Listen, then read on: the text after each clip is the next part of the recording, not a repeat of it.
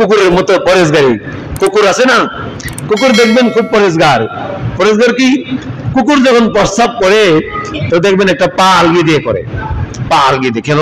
যাতে ওর গায়ের মধ্যে প্রস্রাবের ছিটা না পড়ে। আবার সেই কুকুরেই পায়খানা খায়, প্রস্রাব খায়, খায় না, না পা খায়। তো এরকম কুকুরের মধ্যে পরেশগার আমাদের মধ্যে আছে। এরকম হাজি সাহেব আছে, হজ করে আসছে, মাত্র উমরা করে আসছে, সাচ্চা উমরা, তাজা তাজা উমরার গ্রান সুগ্রান, বাইতুল্লাহর মুসাফির হয়ে আসছে, হজ মাত্র করে আসছে। এখন কিছু টাকা আসছে, অবৈধ টাকা, সুদের টাকা, ঘুষের টাকা।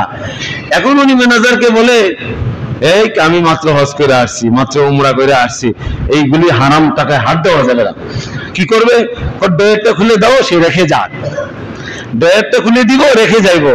যেই টাকা ধরবে না, যেই ঘর, এই হাত বাইতুল্লাহর গিলাফে লেগেছে, যে হাত বাইতুল্লাহর কালো গিলাফে লেগেছে, যেই হাত আপনার মাকাবের মধ্যে, মিজাবের রহমতের মধ্যে, হযরত আসওয়াদের মধ্যে, রুকনে ইয়ামিনের মধ্যে, গ্লাফের মধ্যে লেগেছে। আর এই হাত দিয়ে আমরা কিভাবে এটা আমরা গুনাহ করি? এটা গুনাহ করার সময় সেই চিন্তা করি না যে আমার এই হাত কোথায় লেগেছে, এই হাতের সম্পর্ক কার সাথে। এই চেহারা তো আল্লাহর কালো গিলাফ দেখেছে, এই চোখ তো সেই চোখ যেই চক্ষু সচক্ষে আল্লাহর ঘরের কালো গিলাফ দেখেছে, যেই চক্ষে মুকাম ইব্রাহিম দেখেছে, যেই পাথরের উপরে সওয়ার হয়ে আল্লাহর নবী ইব্রাহিম আলাইহিস সালাম আল্লাহর ঘর নির্মাণ করছেন, লিফটের মতো কাজ করছেন, অটোমেটিক ভাবে উপরে উঠছে, নিচে নামছে, এই পদচিহ্ন এখনো পাথরের মধ্যে আছে। এই যে গ্লাসের মধ্যে আবৃত করে দেখলে দেখা যায় যেখানে পায়ের চিহ্ন দেওয়া আছে। ওয়ালা ইহিতুনা বিশাইইন মিন ইলমিল্লাহ বিমা শা, এই আয়াতুল কুরসির এই আয়াতটা লেখা আছে সেখানে নিচে। অর্থাৎ আল্লাহ যারা সংরক্ষণ করে, হেফাজত করে, পৃথিবীর কেউ এটাকে মুছতে পারবে না। ফেরেশতাদের পরিবেশে দ্বীনি আলোচনা শোনার জন্য আল্লাহ পাক আমাদেরকে সুযোগ করে দিয়েছেন। এজন্য সকলে দিল থেকে কালিমাতুশ শুকর আদায় করি, আলহামদুলিল্লাহ। আমরা কয়েক জুমা যাবত রাসূল করিম সাল্লাল্লাহু আলাইহি ওয়াসাল্লামের সিরাত, রাসূলের আখলাক, রাসূলের আদর্শ নিয়ে আলোচনা চলতেছে। রাসূলের আখলাক, রাসূলের সিরাত, রাসূলের সুরত, এটা তো সারা জীবনই আলোচনার বিষয়। এটা এমন না যে রবিউল আউয়াল মাস আসলে আলোচনা করব, অন্য সময় আলোচনা করব না। কারণ আমরা মুসলমান, আমাদের মৃত্যু থেকে নিয়ে, আমাদের জন্ম থেকে নিয়ে মৃত্যু পর্যন্ত পুরা জিন্দেগিটাই রাসূল করিম সাল্লাল্লাহু আলাইহি ওয়াসাল্লামের তরিকা অনুযায়ী আমাদেরকে চলতে হবে। এইজন্য রাসূল করিম সাল্লাল্লাহু আলাইহি ওয়াসাল্লামের সিরাত, ওনার আখলাক, ওনার আদর্শটা কেমন ছিলেন। হযরত আয়েশা সিদ্দিকা রাদিয়াল্লাহু তাআলা আনহা, রাসূল করিম সাল্লাল্লাহু আলাইহি ওয়াসাল্লামের বিবিদের মধ্যে সবচেয়ে মহব্বতের বিবি কে? হযরত আয়েশা সিদ্দিকা।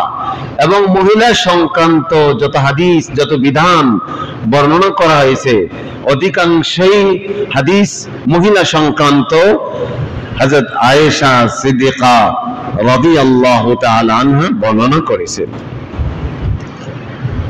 এইজন্য হযরত আয়েশা সিদ্দিকা রাদিয়াল্লাহু তাআলা আনহাকে এক মহিলা জিজ্ঞাসা করেছিলেন যে রাসূলের আখলাকটা কেমন, রাসূলের চরিত্রটা কেমন। হযরত আয়েশা সিদ্দিকা রাদিয়াল্লাহু তাআলা আনহা বলেছিলেন, তুমি কি কোরআন পড়ো নাই? বলে, হ্যাঁ আমি তো কোরআন পড়েছি। বলে, 30 পারা কোরআনটাই রাসূলের আখলাক ছিলেন। রাসূল ছিলেন জীবন্ত কোরআন, কোরআনের আখলাক ছিল রাসূল করিম সাল্লাল্লাহু আলাইহি ওয়াসাল্লামের মধ্যে। এই বাইদিকে আসেন। এজন্য 30 পারা কোরআনের মধ্যে যত আদর্শের কথা বলা হয়েছে, যত আখলাকের কথা বলা হয়েছে, যত চরিত্রের কথা বলা হয়েছে, সব কিছু রাসূল করিম সাল্লাল্লাহু আলাইহি ওয়াসাল্লামের মধ্যে ছিলেন। এইজন্য আল্লাহ কোরআন কারীমের সূরা আহজাবের মধ্যে আল্লাহ বলছেন, तमाम দুনিয়ার মানুষের জন্য আদর্শ অনুকরণীয়, অনুসরণীয়, যাকে অনুকরণ করলে দুনিয়ার জিন্দেগিও সুন্দর হবে, আখিরাতের জিন্দেগিও সুন্দর হবে। তিনি এলেন মুহাম্মদুর রাসূলুল্লাহ সাল্লাল্লাহু আলাইহি ওয়াসাল্লাম। আল্লাহ কোরআনে বলছেন, লাকাদ কানা লাকুম ফি রাসূলিল্লাহি উসওয়াতুন হাসানা। তোমরা মুহাম্মদুর রাসূলুল্লাহ সাল্লাল্লাহু আলাইহি ওয়াসাল্লামের মাধ্যমে পাইবা উত্তম আখলাক, উত্তম আদর্শ। আর উত্তম আখলাক, উত্তম আদর্শ শিক্ষা দেওয়ার জন্যই মুহাম্মদুর রাসূলুল্লাহ সাল্লাল্লাহু আলাইহি ওয়াসাল্লামকে আল্লাহ দুনিয়াতে পাঠিয়েছেন। হাদিস শরীফ আছে, আল্লাহর নবী বলেন, ক্বালান নবী সাল্লাল্লাহু আলাইহি ওয়াসাল্লাম বুইসতু লিউতাম্মিমা মাকারিমাল আখলাক। মানুষদেরকে উত্তম আখলাক শিক্ষা দেওয়ার জন্যই আল্লাহ পাক আমাকে দুনিয়াতে পাঠিয়েছেন। বুইসতু মুআল্লিমান আছে অন্য হাদিসে, যে আমাকে উত্তম শিক্ষক হিসেবে আল্লাহ দুনিয়াতে পাঠিয়েছেন। এজন্য যত আদর্শ, আমরা আদর্শের কথা বলি, অনেক মনীষীদের আমরা জীবনী আমরা লিখি, পড়ি, কিন্তু হয়তো সে তার ব্যক্তি জীবনটা এরকম ছিল, সামাজিক জীবনটা এমন ছিল, রাষ্ট্রীয় জীবনে সে ভালো ছিল, কিন্তু অল সাইড একটা মানুষ ভালো পাওয়া যাবে না। তাম পৃথিবীর মধ্যে অল সাইড ভালো মানুষ ছিলেন নবী রাসূলরা। এজন্য আয়েশা সিদ্দিকা রাদিয়াল্লাহু তাআলা আনহাকে ওই মহিলা যখন জিজ্ঞাসা করেছিলেন রাসূলের আখলাক, রাসূলের আদর্শ, রাসূলের চরিত্র হাসানা কেমন ছিলেন, তো আয়েশা সিদ্দিকা বলেন, তুমি কোরআন পড়ো নাই? বলে, হ্যাঁ আমি তো কোরআন পড়েছি। আয়েশা রাদিয়াল্লাহু বলেন, কানা খুলুকুল কোরআন, 30 পারা কোরআনটাই রাসূলের আখলাক ছিলেন। রাসূল ছিলেন জীবন্ত কোরআন। কোরআনের যত ব্যাখ্যা করেছেন এটা রাসূল করিম সাল্লাল্লাহু আলাইহি ওয়াসাল্লাম। কোরআনে নামাজের কথা বলা হয়েছে, কিন্তু নামাজ কিভাবে পড়বো এটা কি কোরআনে বলা হয়েছে? জোহরের কত রাকাত, নামাজ কিভাবে পড়বো, রুকু কিভাবে করব, সিজদা কিভাবে করব, নামাজে কিভাবে দাঁড়াইবো, নামাজ নিয়ত বাঁধার পরে কি পড়ব, তারপরে তাশাহুদ, তারপরে সানা, তারপরে দুরুদ, অর্থাৎ নামাজটা কিভাবে আদায় করব, নামাজের ফরজিয়াত, ওয়াজিবাত, তারপরে সুনান, মুস্তাহাব, এইগুলি কিভাবে আদায় করব। অর্থাৎ রাসূল সাল্লাল্লাহু আলাইহি ওয়াসাল্লাম কোরআনে তো শুধু নামাজের কথা বলা হয়েছে, আকিমিস সালাহ, নামাজ পড়ো, নামাজ কায়েম করো, নিজেও পড়ো, অন্যকে পড়াও। তো নামাজ কিভাবে আদায় করতে হবে এটা রাসূল করিম সাল্লাল্লাহু আলাইহি ওয়াসাল্লাম শিক্ষা দিয়েছেন। সহিহ ইবনে হিব্বান হাদিসের কিতাব আছে, আল্লাহর হাবিব বলেন, সাল্লু কামা রাআইতুমুনি উসাল্লি, তোমরা আমাকে যেভাবে নামাজ পড়তে দেখো তোমরা ওইভাবে নামাজ পড়ো। তাহলে রাসূলের নামাজটা কে দেখেছেন? সাহাবায়ে কেরাম। রাসূল কিভাবে নামাজ পড়ছেন, কিভাবে রুকু করছেন, কিভাবে সিজদা করছেন, কিভাবে নামাজ কিরাত পড়েছেন, কোন নামাজে কোন কিরাত পড়েছেন, সবগুলি হাদিসের কিতাবে এগুলি সংরক্ষণে আছে। তো এই হাদিসগুলি রাসূলের জবান বলছেন, সাহাবায়ে কেরাম এগুলি নোট করছেন, সাহাবের সেনাত থেকে তাবিঈন, তাবিঈন, এইভাবে মুহাদ্দিসিনে কেরাম আজও পর্যন্ত রাসূলের লক্ষ লক্ষ হাদিসগুলি তারা এরকম ভাবে সংরক্ষণ করেছেন, কিতাবের আকারে এখনো সংরক্ষণ অবস্থায় আছেন, কিয়ামত পর্যন্ত থাকবে। এই জন্য নামাজ কিভাবে পড়তে হবে, আল্লাহ নবী বলেন, সাল্লু কামা রাআইতুমুনি উসাল্লি। নামাজে কোরআনে হজের কথা আছে, আছে না? আল হাজ্জু আশহুরুম মা'লুমাত, হজের কিছু নির্দিষ্ট সময়। ওয়াতিমুল হাজ্জ ওয়াল উমরাতা লিল্লাহ, তোমরা হজ এবং উমরা আল্লাহর জন্য করো।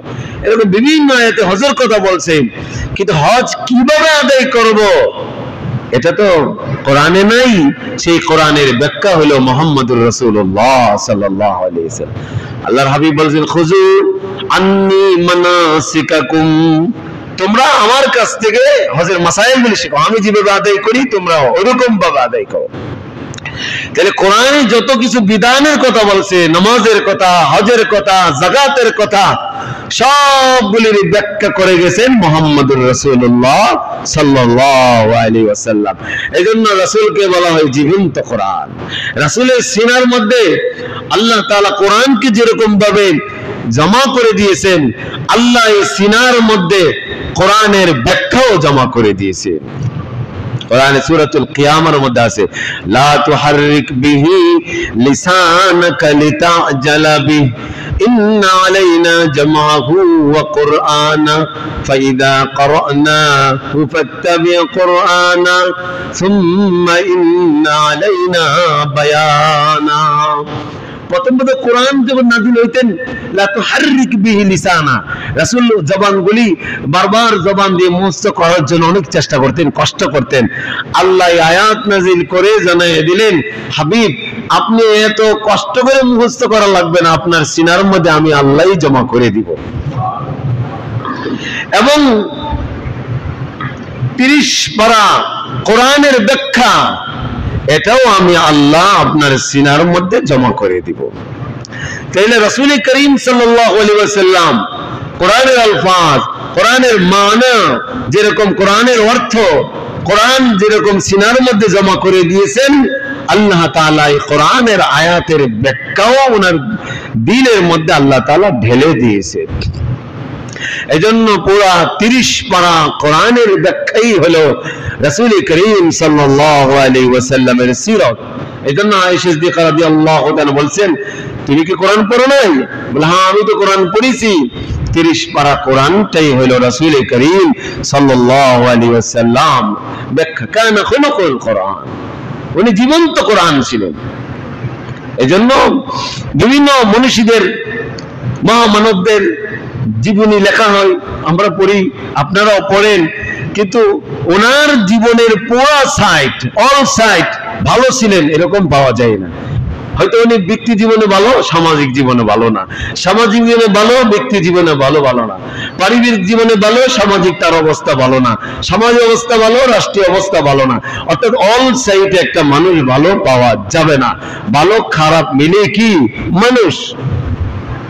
কিন্তু মুহাম্মদুর রাসূলুল্লাহ সাল্লাল্লাহু আলাইহি ওয়াসাল্লাম যেহেতু तमाम মানবতার জন্য উনি রহমত, तमाम মানবতার আদর্শ, तमाम মানবতার সুখ আর শান্তি মুহাম্মদুর রাসূলুল্লাহ সাল্লাল্লাহু আলাইহি ওয়াসাল্লামের অনুসরণ অনুকরণের মাধ্যমে, ইত্তেবার মাধ্যমে, ওনার সুন্নাত পালন করার মাধ্যমে, ওনার আদর্শ পালন করার মধ্যে, যেহেতু উনি একজন আদর্শবান মানুষ হবেন, আদর্শবান নবী হবেন, পয়গম্বর হবেন, রাসূল হবেন, তাহলে ওনার পুরা জীবনের মধ্যে কোথাও কোনো রকমের খুঁত থাকবে না।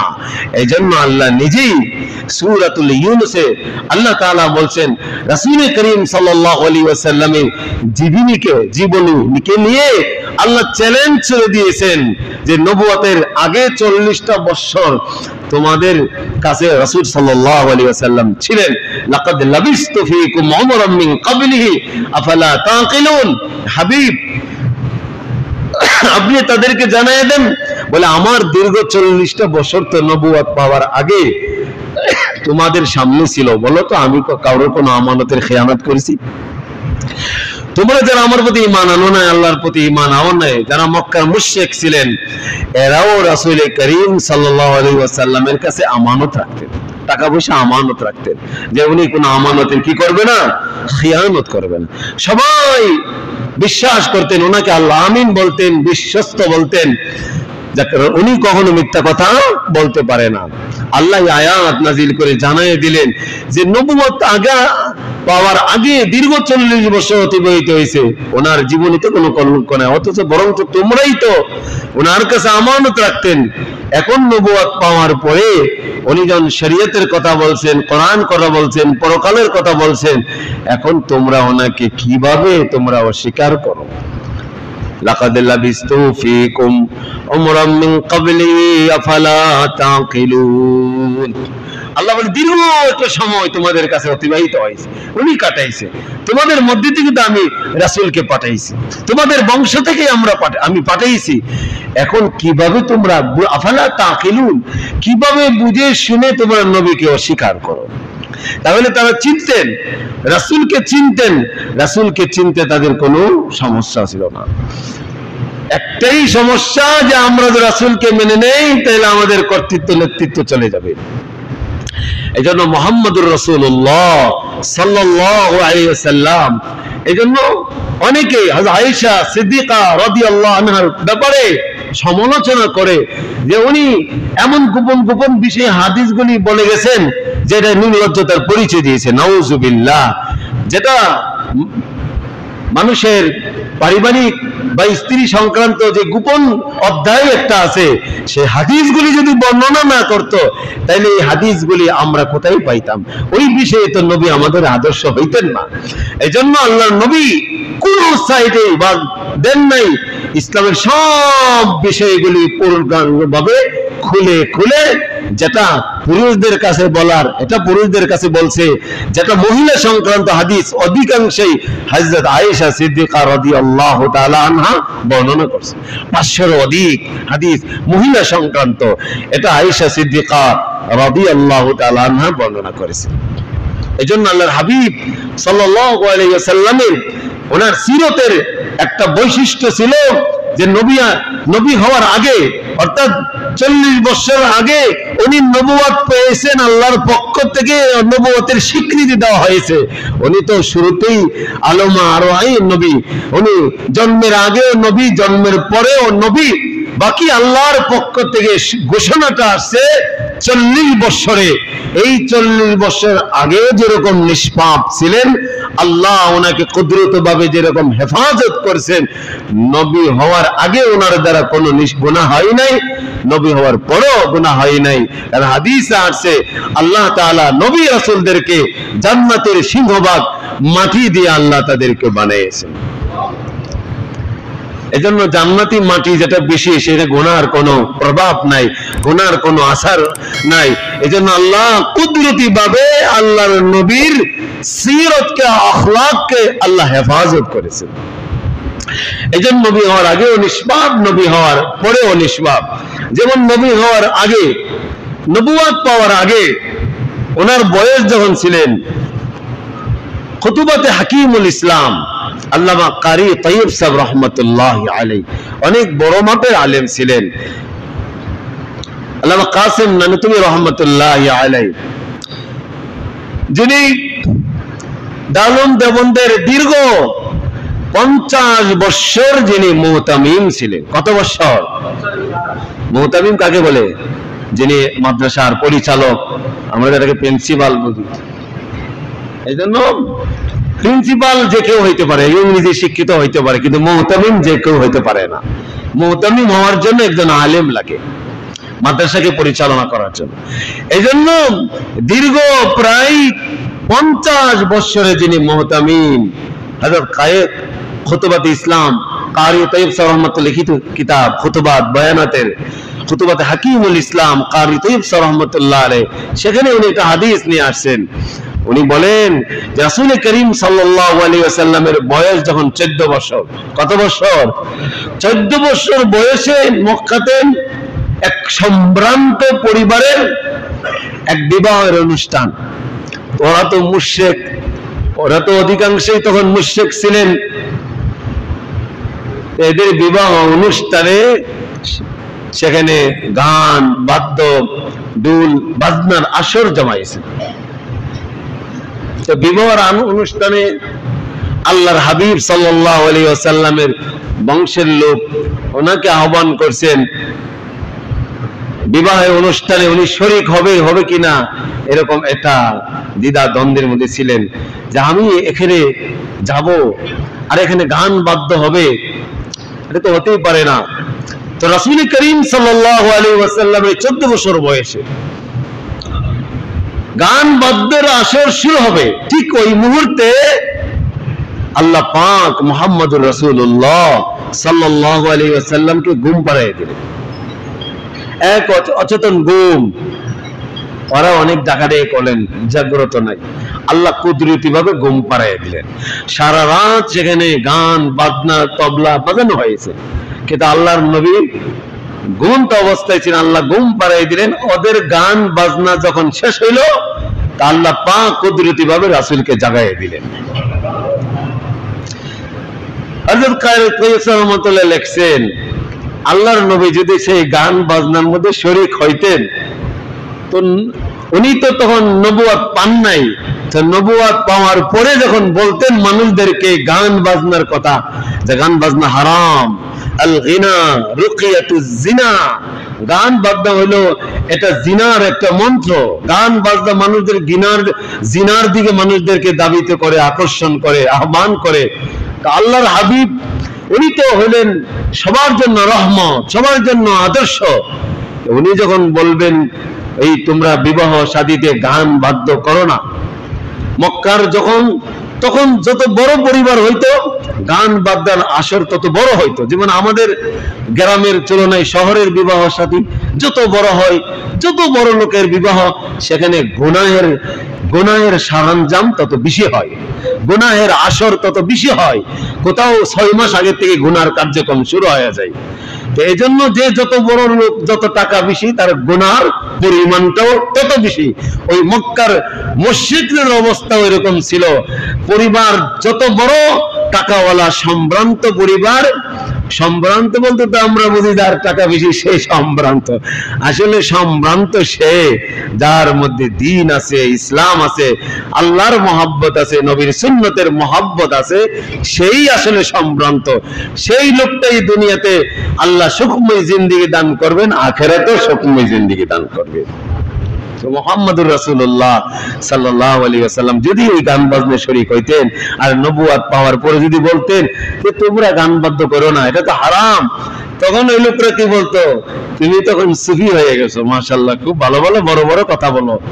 যে আমরা যারা মসজিদের মেহরাবে বয়ান করি, আমরা যদি আপনাদেরকে এমন কিছু নসিহত করি যেটা আমরা নিজেরা পালন করি না, যদি আমার চেহারার মধ্যে দাড়ি না থাকে আর আপনাদেরকে বয়ান দেই যে ভাই আপনারা দাড়ি রাখবেন, তাহলে তখন তো বলবেন যে হুজুর তো খুব লম্বা লম্বা কথা বলে, তো হুজুরের চেহারাই তো সুন্নতের দাড়ি নাই, বলবে না এরকম? বলবে। কোথাও গান বাদ্যের আসরে যদি দেখেন, তো সেখানে তো হুজুরকে দেখছি ঘন্টা ঘন্টায় বসে লিছে, তখন আমার কাছ থেকে আপনারা সেই কথা গ্রহণ করবেন না। মুহাদ্দিসিনে কেরাম হাদিস গ্রহণ করেন নাই, যারা মিথ্যা কথা বলে, যারা ধোঁকা দেয়, যারা এরকম জানোয়ারদেরকেও ধোঁকা দিয়েছে, অর্থাৎ কোন পশুকে ঘাস খাওয়াইবে বলে খাওয়াই নাই, অর্থাৎ ধোঁকা দিয়েছে, মিথ্যা বলছে, প্রতারণা দিয়েছে আল্লাহর নবীর হাদিস, তারা ওই সমস্ত রাবীদের কাছ থেকে হাদিস গ্রহণ করেন নাই। এই জন্য রাসূল করিম সাল্লাল্লাহু আলাইহি ওয়াসাল্লাম ইনি তো হলো तमाम कुल या अय्युहान नास इन्नी রাসূলুল্লাহ ইলাইকুম জামিয়া, উনি তো तमाम মানব জাতির জন্য নবী। সেই নবী হওয়ার পরে যদি উনি গান বাদ্যায় শরীক হইতেন, তখন ওনার কওমের লোকেরা বলতেন আপনি তো আমাদের কাছে গান বাদ্যর আসরে আপনি শরীক হয়েছেন, আজকে আমাদেরকে গান বাদ্যর কথা বলেন, আমরা এটা গ্রহণ করতে রাজি না। এই জন্য আল্লাহ তাআলা রাসূল করিম সাল্লাল্লাহু আলাইহি ওয়াসাল্লামের সিরাতকে কুদরতি ভাবে আল্লাহ তাআলা হেফাজত করেছেন। হযরত হাকিমুল উম্মত হাকিমুল ইসলাম কারি তাইব সাহেব রাহমাতুল্লাহি আলাইহি উনি আরেকটা ঘটনা লিখেছেন। রাসূল করিম সাল্লাল্লাহু আলাইহি সাল্লাম বয়স যখন 25 বছর, কত বছর? 25 বছর, তখন কি নবুয়ত পেয়েছেন? কত বছর বয়সে নবুয়ত পেয়েছেন? 40 বছর পরে নবুয়ত পেয়েছেন। তো রাসূল করিম সাল্লাল্লাহু আলাইহি সাল্লামের বয়স যখন 25 বছর, ঠিক ওই সময় একটা সাইলাব হয়েছে, বিশাল বন্যা হয়েছে, প্লাবিত হয়েছে, যার কারণে বাইতুল্লাহর দেওয়ালটা ধ্বংস হয়ে গেছে, অধিকাংশে ভেঙে পড়ে গেছে। এখন মুশরিকরা, তারা তো মুশরিক ছিলেন কিন্তু আল্লাহর ঘরে তাজিম করতেন, সম্মান করতেন। মুশরিক হইলো আল্লাহর ঘরে কি করতেন? তাজিম করতেন, সম্মান করতেন। এই যে বাইতুল্লাহর পাশেতে একটা জায়গা আছে চতুর, এটাকে হাতিমে কাবা বলে। কি বলে? হাতিমে কাবা। এটা কাবারই অংশ। বাইতুল্লাহর ভিতরে, কাবা শরীফের ভিতরে নামাজ পড়লে যে সওয়াব, এই যে একটা দেওয়াল দেওয়া, চারিদিকে দেওয়াল টানা, ওখানে নামাজ পড়লেও সেই সওয়াব আল্লাহ তাআলা দান করবেন। তার মানে এই হাতিমটা কাবারই অংশ। তো এটা কাবার বাইরে কেন রাখলেন? রাখলে হলো তারা যখন বাইতুল্লাহর ঘরের কাজ নির্মাণ করলেন তখন হালাল যে টাকা ছিল তাদের কাছে, হালাল পিওর যে টাকাটা, মুশরিক ছিলেন কিন্তু তারা তো চিন্তা করলেন মুশরিক কিন্তু আল্লাহর ঘরে মানুষ ইবাদত করবে, তোয়াফ করবে, নামাজ পড়বে, জিকির করবে, দোয়া করবে, সেখানে হালালটা দিব। এই জন্য ওরা হালাল যতটুকু ছিল টাকা অর্থ এটা দিয়ে নির্মাণ করলেন, কিন্তু বাকি যে এই জায়গাটা তাদের কাছে হালাল অর্থ ছিলেন না, যার কারণে ওরা ওই জায়গাটা ছেড়ে যতটুকু সম্ভব এতটুকুই তারা বাইতুল্লাহ ঘর নির্মাণ করছেন হালাল দিয়ে, আর ওই জায়গাটাকে রেখে দিলেন। তো পরবর্তীতে আরো অনেক বাদশারা আসছে, চিন্তা করলেন এটাকে ভাঙবে, গড়বে, এরকম করছেন। পরবর্তীতে ফুকায়ে কেরাম সবাই বলে একটা ফতোয়া দিলেন যে আল্লাহর ঘর একবার ভাঙবে, গড়বে, তো এটা রাজা বাদশাহের একটা খেলনার বস্তু হয়ে যাবে। ফতোয়া দিয়ে দিলেন যে ঘর যেরকম আছে ওইভাবেই থাকবে। এটা আল্লাহ পাকের কুদরতি, যদি এটাকে ভিতরে নিয়ে নিতেন তাহলে আমরা যারা গরিব মানুষ আছি, রাজা বাদশা না, আমরা বাইতুল্লাহ গিয়ে আমরা কি কাবা ঘরের এই কালো ঘরের ভিতরে নামাজ পড়ার সৌভাগ্য কি আমাদের অর্জন হইতো? হইতো না। তো আল্লাহ পাক আল্লাহ যেটা করে বান্দার মঙ্গলের জন্য করে, ভালোর জন্য করেন। এর অর্থ ছিল না ওটা ওই জায়গাটাকে বাদ দিয়ে তারা হাতিমে কাবা, এই কাবার এটা আলাদা করে দিলেন। তাইলে বোঝা গেল যে আল্লাহর ঘর, মসজিদ, মাদ্রাসা, ভালো কাজে এখানে অর্থটা যাতে হালাল হয়, হারাম যাতে না হয়। হারাম অর্থ হইলে আপনার সেই হারাম অর্থ দ্বারা তো সওয়াবের আশাও করা যাবে না, বরঞ্চ গুনাহ হবে। এই জন্য আমি বলতেছিলাম ওই মুশরিকরা আল্লাহর ঘরকে খুব সম্মান করছেন। রাসূল সাল্লাল্লাহু আলাইহি বয়স 25 বছর, এখন বাইতুল্লাহর দেওয়াল এক সাইলাবে বাইতুল্লাহর দেওয়াল ধসে গেছেন, এখন এটাকে নির্মাণ করবেন। এখন মুশরিকরা ওরা চিন্তা করলেন যে এদের এই মাথার মধ্যে শয়তানি বুদ্ধি তো মানুষের আছে, নেক্সট শুরুতে শয়তান অনেকদেরকে ধোঁকা দেয়, নেক্সট শুরুতে, তো এদেরকে নেক্সট শুরুতে শয়তান ধোঁকা দিছে। কি ধোঁকাটা দিল? বলে তোমাদের গায়ের মধ্যে যে জামাগুলি আছে এগুলি তো নাপাক, আর আল্লাহর ঘর হইল পাক, যে পাক ঘরের কাজ করবা নাপাক পোশাক পরে, তাহলে এই যে পাথরগুলি বহন করে নিয়ে আসবা আর গায়ের মধ্যে পোশাক, এগুলি হলো নাপাক, তাহলে এই পোশাকগুলি খুলে তোমরা বাইতুল্লাহর এই দেওয়ালের কাজ করবা উলঙ্গ হয়ে, নাউজুবিল্লাহ। এই শয়তানের এক বুদ্ধি। তো এই চোখগুলি তো এখানে দেখেছে, সেই চোখ দিয়া কিভাবে আল্লাহর নাফরমানি করি, সেভাবে আল্লাহর গুনাহ করি, এটা তো নিজের ইদ্রতের মধ্যে, নিজের বিবেকের মধ্যে বাধা আসার কথা। তো বলতেছিলাম ওই মুশরিকরা, আমাদের মধ্যে পরেজগার তো আছে এরকম, হজ করে আসছি, মাত্র উমরা করে আসছি, এখন এই টাকা ধরা যাবে না, ওই কুকুরের মধ্যে পরেজগারি করে রেখে যাও ডয়ারের মধ্যে, ও রেখে গেছে, পরে এই সুদের টাকা, ঘুষের টাকা নিজে আবার খাইতেছে, নাউজুবিল্লাহ, আল্লাহ হেফাজত করুক। তো বলতেছিলাম ওই মক্কার মুশরিকরা তারা উলঙ্গ হয়ে বাইতুল্লাহর ঘরের কাজ করতেছে, আল্লাহর নবীকে আহ্বান করছে, নবী আপনি এই ঘরের কাজ করতে হবে, আমরা করতেছি, আপনার বংশের লোকটা, আপনার করতে সমস্যা কি? আল্লাহ নবীর খুব পিরাপিরি করতেছেন। নবী বলেন হ্যাঁ, বয়স তখন 25, উলঙ্গ হব, এদের সাথে উলঙ্গ হয়ে কাজ করব। আল্লাহ সাহায্য চাইতেছেন। আল্লাহ ঠিক ওই মুহূর্তে আল্লাহর নবীকে এক অচেতন এক ঘুম পাড়াইয়া দিলেন।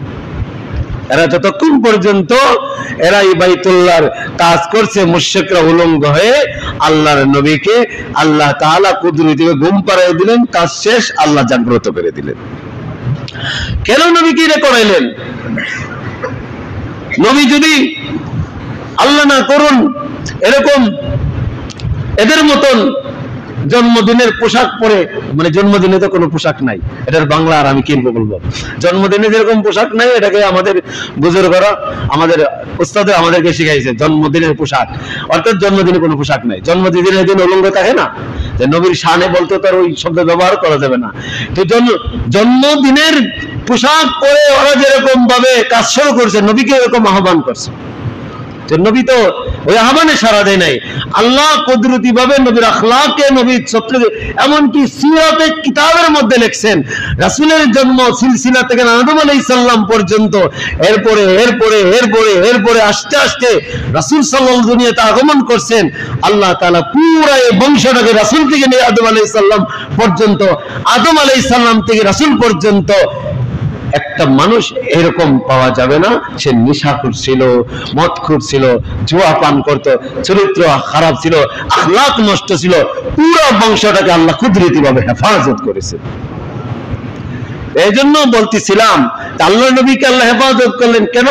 আল্লাহর নবীকে আল্লাহ নবুয়ত দিবেন, উনি নবী হবেন, উনার পরে আর নবী আসবে না, কিয়ামত পর্যন্ত উনি নবী হবেন। উত্তম আখলাক শিক্ষা দেওয়ার জন্য আল্লাহ নবীকে প্রেরণ করেছেন এবং নবুয়ত দিবেন। একটা তো হলো নবীকে বাস্তবে ওরা দেখছেন, শিখছেন, দেখে দেখে অনেকে ইসলাম কবুল করেছেন। নবীকে দেখে বহু লোক, নবীকে দেখে নবীর সাহাবায়ে কেরামদেরকে দেখে বহু লোক ইসলাম কবুল করেছেন। এই জন্য নবুয়ত পাওয়ার পরে নবী যখন বলবে হাই পুরুষদের জন্য তো নবীর থেকে নিয়ে হাঁটুর নিচ পর্যন্ত ডেকে রাখা, এটা কি ফরজ? এটা কি ফরজ, দাইমি ফরজ সর্বদা। হাঁটুর উপরে যদি কেউ পরে এটা কবিরা গুনাহ হবে। কি হবে? কবিরা গুনাহ হবে। আমরা তো স্টাইল করতে করতে এর নিচেতে ছেড়ে দিছি, রুকু সিজদা করলে মাশাআল্লাহ বর্ডার পর্যন্ত দেখা যায়। কি অবস্থা, ফ্যানগুলো নিচেতে নামাই দিছে, এদিকটাও নামাইছে, ওইদিকেও নামাইছে। নিচেতে নামাইতে নামাইতে ফ্যান নবীর নিচে অনেকে পড়ে। এখন রুকু সিজদা করলে যেটা দেখে রাখা ফরজ ছিল এই অঙ্গগুলি দেখা যায়। এনে নামাজ পড়তে ফ্যান নিচের দিকে ঝুলাইয়া দিছে, এদিক দিয়ে নামাইছে, ফরজ তরক করছে, আবার এইদিকে নামাইতে নামাইতে কোথায় নামছে? ঢাকনুর নিচে নামাইছে। মা আসফালা মিনাল কাবাইনি মিনাল ইজারি ফিন্নার হাদিস আছে। যেই পোশাক, লুঙ্গি, এই জুব্বা হোক, এটা যেটা পড়ছে এটা হোক, এই জুব্বা হোক, পাঞ্জাবি হোক, পায়জামা হোক, যেটাই হোক, মোজা বাদে, মোজা তো এই দিক দিয়ে ঢুকাইছি, বাকি উপরের থেকে যেটা নিচের দিকে যাবে যেটাই হোক, সে মহিলাদের জন্য না, পুরুষের জন্য যে কাপড়টা টাকনুর নিচে পড়বে আল্লাহর হাবিব বলছেন ওই অংশটা জাহান্নামে যাবে। এই জন্য আপনি এর নিচেও পড়তে পারবেন না, এর উপরে উঠাইতে পারবেন না। নিচে বললেন এটা অহংকারের আলামত, এটাও কবিরা গুনাহ।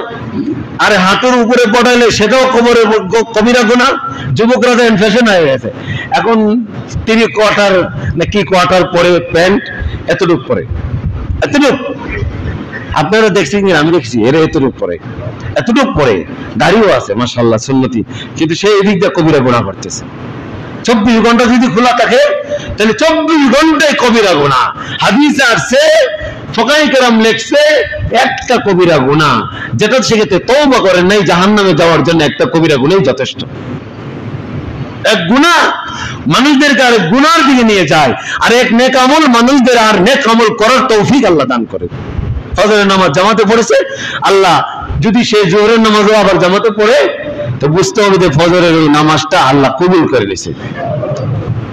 আসরের নামাজ জুমা আজকে যে জামাতে পড়লো, আসরের নামাজও জামাতে পড়ছে, তো বুঝতে হবে যে তার পিছনের আল্লাহ আসরের নামাজটা কবুল করে নিয়েছে। আল্লামা তাকি উসমানী সাহেব দামাত বারাকাতুহুম সারা দুনিয়ার অনেক বড় শখসিয়ত, ব্যক্তিত্ব, সারা দুনিয়া যাকে চিনে, সারা দুনিয়া যাকে আলেমে দুনিয়া যাকে চিনে, ওনার কিতাব না পড়লে উসুলে ফিকহ একটা কিতাব আছে, নিয়ম নীতি মুফতি শব্দের, এটা সারা দুনিয়া উনি এটা ফটোকপি করছেন, ছাড়ছেন, এখনো কিতাব এখন এসে পড়ছেন, আমরা ফটোকপি পড়ছি। এই ফটোকপি পড়ার জন্য মুফতি সাহেবরা পাগল হয়েছেন। উসুলের উপর, মুফতি সাহেবের উপর কিভাবে কখন কি সময় মাসালা দেওয়া যাবে, ফতোয়া দেওয়া যাবে, এই সংক্রান্ত এক মাসালা এই কিতাব লিখেছেন। সারা দুনিয়া পাগল। এত বড় আলেম, সৌদি আরবের আলেম ওলামারা ওনাকে দেখলে দাঁড়ায় যায়। যারা আরব দেশে, আমরা এদেরকে বলি সারা দুনিয়ার বড় বড় আলেম, উনি ওই আরব দেশে গেলে আরবরা দাঁড়ায় যায় যে অত বড় আলেম। পাকিস্তানে এখন আছে অরিজিনাল বাড়ি ইন্ডিয়া থেকে সফর করে পাকিস্তান গেছেন। আল্লামা শফি রহমাতুল্লাহ আলাইহি, যিনি তাফসীরে মারিফুল কোরআন লিখছেন, ওনার ছেলে হইলেন আল্লামা তাকি উসমানী সাহেব। এই তাফসিরে মারিফুল কোরআন এটা এমন একটা গ্রহণযোগ্য তাফসিরের কিতাব, উর্দুতে লিখছেন, এটা বাংলায় অনুবাদ হয়েছে ইসলামী ফাউন্ডেশন থেকে, দেখলেন তাফসিরে মারিফুল কোরআন, এটা ইংরেজিতে হয়েছে। তো ইংরেজিতে হবেন, উনি অনেক বড় আলেম, উনি বিচারপতি ছিলেন পাকিস্তানের, উনি চিন্তা করলেন ইংরেজি লোককে দিয়ে আমি এটাকে অনুবাদ করাইব। বায়তুল্লাহ বসে অনেক দোয়া করছেন, আল্লাহ আমার আব্বার এই কিতাবটা সব ভাষায় অনুবাদ হইলো, ইংরেজি ভাষায় অনুবাদ হইলো না। তিনি অফসোস করলেন, এক লোককে উনি পেয়ে গেলেন ভালো আরবি জানে, ভালো ইংরেজি জানে। তাই হুজুরে পাইলেন, যে হুজুরে বললেন যে আমার এটা তো অনুবাদ করার দরকার, ঠিক আছে, ওনাকে সাথে করে পাকিস্তান নিয়ে গেলেন। তো নিয়ে যাওয়ার পরে উনি বললেন অনুবাদ করতে তো দিলাম ওনাকে, দেখি তো হালত কি। অনুবাদ করার পরে উনি দেখলেন কি অনুবাদ করলো, হায় অনুবাদ করে দেখে যে এটা তো আমানতের অনেক খেয়ানত দিছে, ওনার দ্বারা সেই কাজ হবে না। পরে নিজেই লেখা শুরু করলেন ইংরেজি অনুবাদ, পুরা 6 খণ্ড না 7 খণ্ড তাফসীর মারিফুল কোরআন, মানে 8 খণ্ড, যেটা বিস্তারিত। এই 8 খণ্ড ইংরেজিতে উনি নিজে অনুবাদ করলেন। এত বড় এক আলেম, তো ওনার ব্যক্তিত্ব পরিচয় এই জন্য দিলাম যে ব্যক্তিত্ব যত বড় হয় তার কথাটা গ্রহণ করা তত সহজ হয়। আপনার রাষ্ট্রপ্রধানের কথাটা যত গুরুত্বের সাথে আপনারা গ্রহণ করবেন, সাধারণ মানুষের কথা এরকম গ্রহণ করবেন না। এই জন্য যে ব্যক্তিত্ব, উনি বলছেন এই কথাটা যে আল্লাহ, উনি ইসলামে কুতুবে লিখছেন যে আমরা যে আল্লাহ আমরা জিকির করি, যে আল্লাহ যে আমাদের এই ইবাদত বন্দেগী কবুল করছে, এটার আলামত কি? আরে উনি বলেন, এই তুমি কি এটা বুঝো না?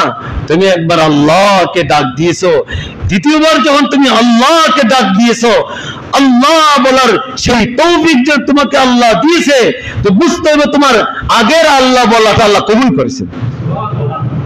এই জন্য আমরা যত নেক আমল করি, যে বুঝতে হবে নেক আমল আল্লাহ আমার দ্বারা করাইতেছেন, এই করাইতেছেন, দান করতেছি মসজিদে, মাদ্রাসায়, ইতিমখানায়, গরিব অসহায় বিধবা মিসকিন আমার মাল ওখানে লাগতেছে, তার মানে আল্লাহ আমার আগের আমলগুলি কবুল করে আল্লাহ সামনে আমার দ্বারা আরো আমল করাইতে চাইতেছেন। এই জন্যই আল্লাহ আমাকে নেক আমল করার বেশি বেশি তৌফিক দান করতেছেন। শুকর আদায় করা, অহংকার না করা, যে আল্লাহ আমার দ্বারা মসজিদের এই কাজ করাইছে, মাদ্রাসার এই কাজ করাইছে, আমার দ্বারা জনগণের এই সেবা আমি করতে পারলাম, আমি ইতিমের এই সেবা করতে পারছি, আত্মীয়তার হক আদায় করতে পারছি। এটা যদি বলেন যে সারাদিন হিসাব করে দেখেন, মাশাআল্লাহ আমি এই এক ছোট মানুষ, হাই কত কাজ আজকে করে ফেললাম, তার মানে আপনি করেন নাই, আল্লাহ আপনার দ্বারা করাইছেন। আল্লাহুম্মা হাযাল জুহদা ওয়া আলাইকা তাকলান, হাদিসে এটা আছে, আল্লাহ আমার তো কাজ চেষ্টা করা, কিন্তু এটাকে পুরা করা তোমার দায়িত্ব। এই জন্য যদি দেখি সারাদিন রাত্রে শোয়ার আগে যে আমার নেক আমলের পরিমাণ বেশি, তো শুকর আদায় করবা আলহামদুলিল্লাহ।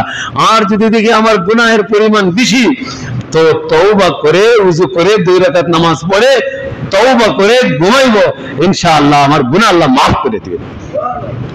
এই জন্য বলতেছিলাম যে আমাকে যে আল্লাহ নেক আমল করার তৌফিক দেন, একটা করার পরে আরেকটা, ফজর পড়ার পরে জোহর, জোহর পড়ার পরে আসর, আসর পড়ার পরে মাগরিব, আবার যখন যেই তৌফিক দেয় তখন সে আমলটা করা। আবার অনেকের নেক সুরতে শয়তানে এই দুঃখটাও দেয় আমাদেরকে, যে আমরা যেরকম মনে হয় যে আজকে ফজরে উঠতে পারলাম, আজকে সকাল 7টা পর্যন্ত জাগ্রত আছি, ইশাকে নামাজ পড়তে পারলাম, তো আজকে পড়লাম, কালকে পড়তে পারলাম না, তো একটা শয়তান একটা ধোঁকা দেয়, আরে বেটা কালকে পড়তে পারছ না, এই নামাজ তো রেগুলার পড়া লাগে, রেগুলার না পড়লে তো ইশাক পড়া যায় না। এক কিতাবে আমি দেখলাম, কিতাবে লেখছে, নাউজুবিল্লাহ, কিতাব তো সবার কিতাব পড়াও যায় না, এই বাংলা এক রাসালা লেখছে, চাষতের নামাজ নিয়মিত না পড়লে অন্ধ হয়ে যায়, নাউজুবিল্লাহ। অথচ নেক আমল যখন যাকে যতটুকু আল্লাহ তৌফিক দিবেন, নফলগুলি পড়া চাই। আপনার এখন সময় আছে, আসরের আগে আসছেন তো 4 রাকাত, আসরের আগে 4 রাকাত নওয়াফিল যারা সুন্নতে মুআক্কাদা পড়েন, সেই সুযোগ আছে। এশার আগে মসজিদে আছেন, 4 রাকাত নফল পড়েন, বলে না এটা তো তাহাজ্জুদ আল্লাহ জাগাইছে আজকে পড়েন, কালকে জাগতে পারেন নাই তো আফসোস তো থাকবেই, বাকি কালকে জাগতে পারলাম না। শয়তান বলে এই বেটা তাহাজ্জুদ পড়লে সবসময় পড়ার লাগে, তুই যখন আজকে পড়স নাই এইভাবে পড়ে কোনো লাভ নাই। না, কে বলছে লাভ নাই? নফল যখন যেটা পড়বে সেটাই তো লাভ, সেটাই তো আপনার আমল পাল্লা, আমলের জরি পড়লো। আপনি আজকে বললেন নাই, কালকে নফল পড়তে পারলেন না, তার মানে পড়বো না। নেক আমল সবসময় করলে করা লাগে, যখন করো নিয়মিত করা লাগে করবে। নফলের ক্ষেত্রে নিয়মিত করা ভালো, বাকি কখনো যদি বিধান ভঙ্গ হয়ে যায় এই জন্য তো আল্লাহ জবাবদিহি দেওয়া লাগবে না। ফরজের ক্ষেত্রে জবাবদিহিতা লাগবে। হ্যাঁ, বিনা কারণে অযথা যদি কোনো ফরজ তরক হয়ে যায়, ওয়াজিব তরক হয়ে যায়, সুন্নতে মুআক্কাদা তরক হয়ে যায় কোনো কারণ ছাড়া, সেটা জবাবদিহিতা লাগবে, সেটা নিয়মিত পড়া লাগবে। ওয়াজিব ফরজ ছাড়া যাবে না, ওয়াজিব ছাড়া যাবে না বেতরের নামাজ। তারপরে আপনার সুন্নতে মুআক্কাদা যে 12 রাকাত আছে, রাত্রির দিনে কয় রাকাত? 5 ওয়াক্তের নামাজে 12 রাকাত, ফজরের 2 রাকাত, জোহরের 6 রাকাত, মাগরিবের 2 রাকাত, এশারের কয় রাকাত? 2 রাকাত সুন্নতে মুআক্কাদা বলতেছি। ফজরের 2 রাকাত, তারপরে জোহরের 6 রাকাত, কয় রাকাত হলো? মাগরিবের 2 রাকাত, কয় রাকাত?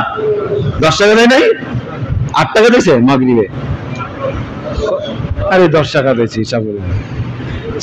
6 তো হইলো জোহরে, ফজরে আছে 2, 6 আর 2 কত হইলো? মাগরিবে কয় 2 রাকাত, কত হইলো? 10। এশারের পরে 2 রাকাত, কত হইলো? 10 টাকা। 12 রাকাত হয় নাই? 12 রাকাত। এই সুন্নতে মুআক্কাদা ছাড়া যাবে না। আর বেতর হইলো 3 রাকাত। বেতরটা ওয়াজিব, এটা কোনোভাবে অনেকে ওই আপনার এই মুসাফির অবস্থায় বেতরে নামাজ পড়ে না। বেতের আর ফজিলতের ক্ষেত্রে, বেতের আর ফরজের ক্ষেত্রে কোনো পার্থক্য নাই। আল্লামা তাকি উসমানী সাহেব লিখছেন যে ইয়ার ক্ষেত্রে, ওয়াজিবের ক্ষেত্রে, ফরজ আর ওয়াজিব ফজিলতের ক্ষেত্রে কোনো পার্থক্য, আকীদার ক্ষেত্রে বিশ্বাসের পার্থক্য আছে। বিশ্বাসের পার্থক্য হলো ফরজ অস্বীকার করলে ঈমান চলে যাবে, আর ওয়াজিবকে অস্বীকার করলে সে ফাসিক হবে, সত্য গুনাহগার হবে।